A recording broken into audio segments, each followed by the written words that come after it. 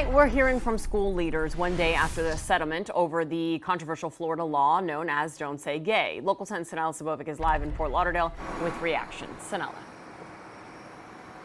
Well, Nicole, reactions have been pouring in throughout the course of the day from educators to activists calling the settlement a win-win situation, saying now that there finally is some type of direction. Clarity now over confusion. It really does clean up some things that we weren't sure about, and we appreciate the decision. Broward County School Superintendent Dr. Peter Licata commenting a day after a settlement was reached between Florida education officials and civil rights attorneys who challenged the Parental Rights in Education Act, which critics have dubbed as Don't Say Gay. Those critics and some teachers feared it was vague in language. It gives us a good opportunity to finally settle in and know what we're supposed to be teaching, make sure we understand the parameters, and making sure the parents are aware that if they're uncomfortable with it, they have the option to opt out.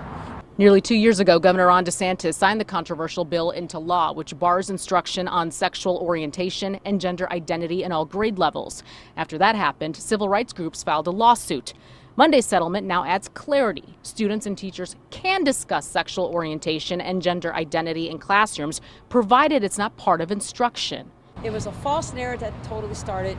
No teacher has ever or will ever go into their school setting, into a classroom setting, and say, let me teach you how to be gay. You know, we're ecstatic about the settlement. Max Fenning, executive director of PRISM, a youth-led organization working to expand access to LGBTQ inclusive education, weighs in, calling it a win-win situation for teachers and students. We can talk about LGBT topics in the classroom, right? That's still, that's still a key component of history. That's still a key component of our society.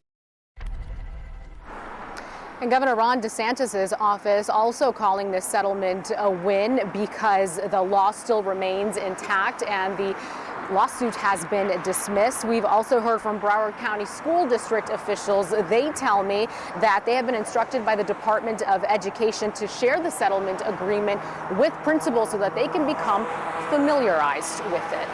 That is the latest here out of Fort Lauderdale. Sanella Sabovic, Local 10 News.